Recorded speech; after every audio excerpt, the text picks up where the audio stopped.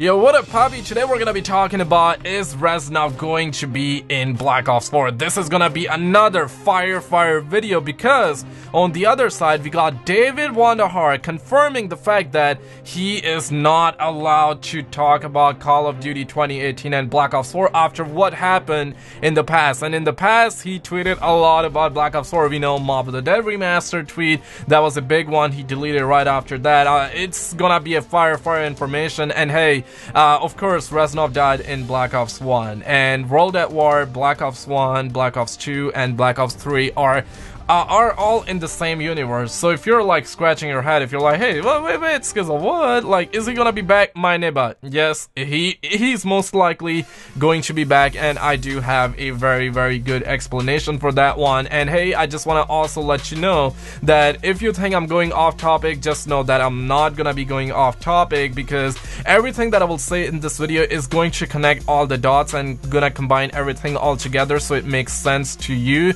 and by the end of it, you will be mind blown. You just mark my words, you're gonna be mind blown. So hey, all I'm saying here is that grab some popcorn, get some water, because you already know water is not wet. And also really quickly, a big shout out to these homeboys up on the screen. If you're new to the channel, we do Call of Duty Zombies, so make sure to subscribe, turn those notifications, because hey daddy, you know what I'm saying. Let me know in the comments below as well if you do, and I'll feature you in my next video. But without any further ado, let's get right in on this. Now, of course, David Vonderhaar is a G. He's a savage, he's the man, whatever you can think of right now, he is that. But the thing is, he has been constantly tweeting about Black Ops 4 Call of Duty 2018, right? He has been tweeting some cryptic stuff. He has been tweeting stuff about Mob of the Dead remaster, which he has took down recently. And of course, Glitching Queen made a video about it, I made a video about it, a lot of people made videos about it, so that shit was real. He took it down. But the thing is, David Vonderhaar has been constantly tweeting about Black Ops 4, and I feel like from now on he's not really gonna tweet about Black Ops 4 because of this. Now check this out.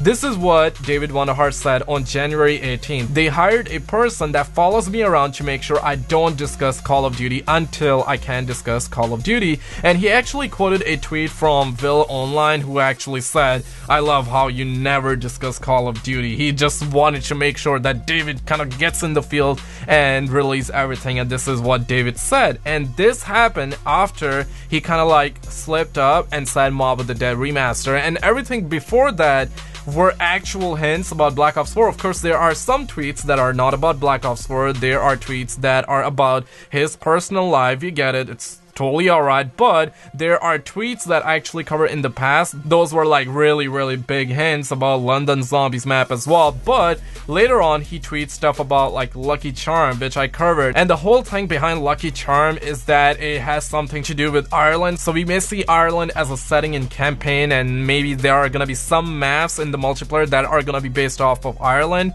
so that's that. But Lucky Charms, they were actually made in 1964, and I personally believe that there are gonna be mission or two, maybe even more than a mission or two inside the campaign that will take place in 1964. So get that. I actually made an in-depth video about it. A lot of people believe that he was not teasing the next track title, but at the same time a lot of people believe he was teasing about Black Ops 4, and I certainly do believe. Before I was 50-50, now I'm like 80-20, I believe it was. But on the other hand, Frank Woods over on Twitter, he has been tweeting out like crazy. Sometimes he said stuff, hey, the future is dark, the future is black, whatever the case may be. Sometimes he says, you gotta wait and see what we got in store for you and everything like that, all that crazy stuff. Of course, not exactly what I'm saying here, but close to that. And he also said not dead yet recently as well. I'll put a screenshot up on the screen, and that kind of confirms that yes, he is going to be in the next track title. And Lucky Charms, they confirmed 1964 sort of setting, so hey, there's gonna be a mission or two in the campaign. I can already taste that, and we're gonna go back in time, play as Frank Woods. And hey, on the other side, Alex Mason survived, and we don't know what happens after 1989